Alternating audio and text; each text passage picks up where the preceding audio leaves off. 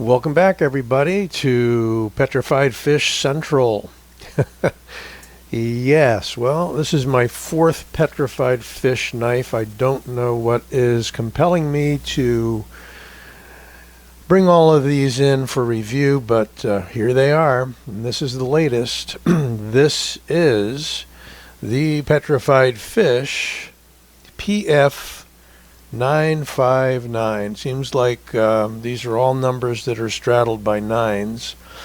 We've had the 919, the 949, the 959, etc., etc. And I have the others over on the side here, so we'll do a comparison before we're done. But this one is a little on the larger side, maybe a little on the heavier side. We'll find out. I'm going to do my own measurements and stats on this. It's beautifully drop shutting. We have a bowie clip style blade, black and flat, and satin finished D2 on the grind. It is a flat grind, near as I can tell. Gonna call it flat. Oh well. We can get into all of that.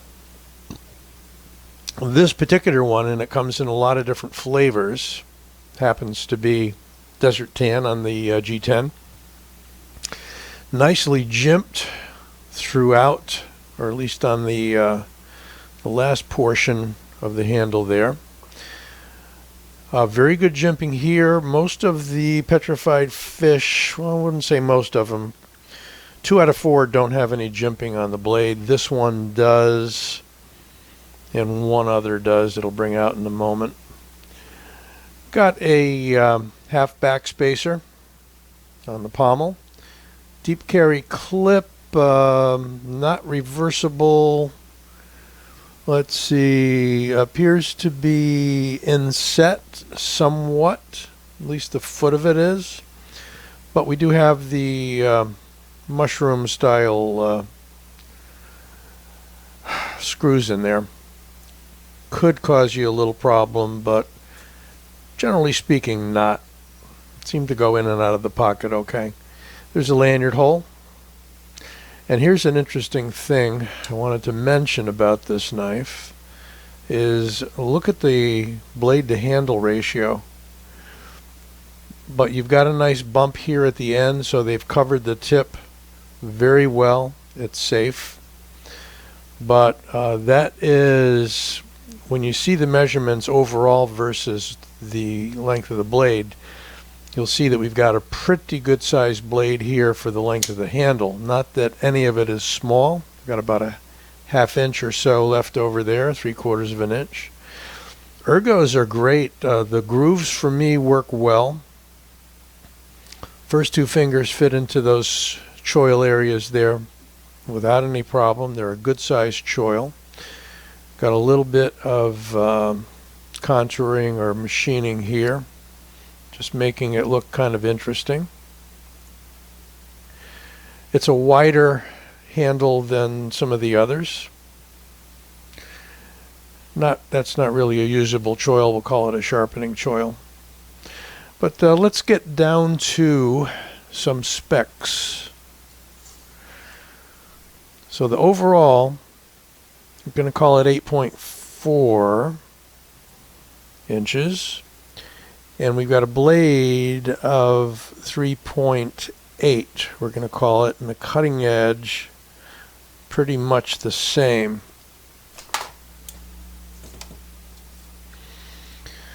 Handle thickness, we have to get it in the thickest part, 0.62, so it ain't skinny, but it does taper in here. There's a chamfer here and a chamfer here, which makes it feel, again, quite comfortable in the hand filling, but ergo friendly.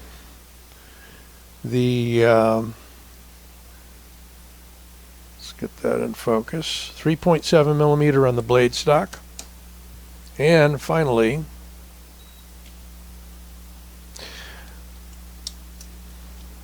I blew it when I started it up. Let's try that again. I know there's a way to clear it, but just turn it off and on. It is a hefty 5.28 ounces. So heavier than all the rest that I've reviewed so far. Although, there's your weight relieving. Not particularly large holes, but they're there. Smaller on the clip side, a little larger on the show side. So this one doesn't have a name as far as I know. There's only one that I have reviewed so far that has a name, and that is the Warrior. And that's the classiest of the bunch. Higher end materials, etc. So this PF959 we're going to put alongside of, I recently reviewed, got to check the numbers here, PF919 in D2. And the first one I reviewed, the PF818, so that's an exception, doesn't have a 9 in the front, in the back of the number. 818, a little smaller. And here's kind of the premium of the bunch, because these are all coming in the 30s, and this one comes in the 50s, and that's the Warrior. Probably we should back out just a little more. And the Warrior's number is 949. So you got the 949, the 959, the 818, and what did I say this was? Going to go crazy here. 919. 818, 919. This is going to become like Tucson after a while. I think I better start naming the rest of these. So lining up the butt ends, you can see some of the size differential. The Warrior and the 959 are pretty close in size. Yep, almost identical. I must say they're all nice knives. They function well on bearings as near as I can tell. This 959, very drop shutty, very smooth, great action, and yet they're all solid as a rock. No lock rock, no blade play. I have to say, for another 20 bucks, can't go wrong with this Warrior 949. Comes in a real classy kind of red matrix G10 carbon fiber, they call it. And great blade, although it lacks the jimping that we have here. I'd say as far as a beat around kind of everyday carry knife, hard to go wrong with this. It's large, but it isn't that large. Like I said, overall length a little under 8.5, and you get a sizable blade for that. If you want to spend about 55 bucks, this one in the K110 steel, the Warrior, is just a nice knife. A little smoother handle.